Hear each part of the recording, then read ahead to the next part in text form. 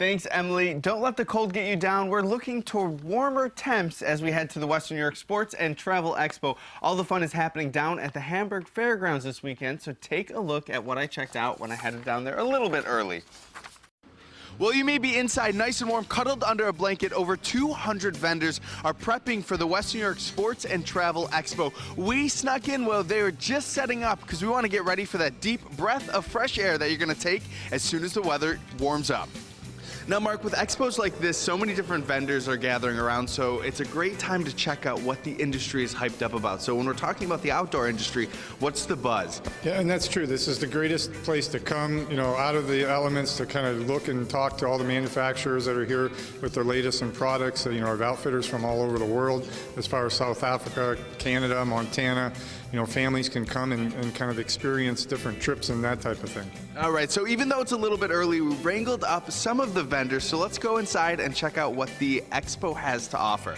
I want to take a minute to introduce you to Captain Brian of Olsen Brothers Marine. Now, I have to ask you, how is boating represented in this year's show?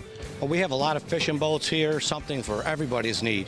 Whether you're a bass fisherman, a walleye fisherman, Lake Erie has been spectacular for the walleye, perch fisherman, or if you're a salmon fisherman for Lake Ontario, the boat's going to be here for you. And I hear Lake Erie is a pretty good spot to fish. It's pretty much the best walleye fishery, I'd say, in the nation. All right, so before we leave you, give me a little tip for people that are looking for a boat this year.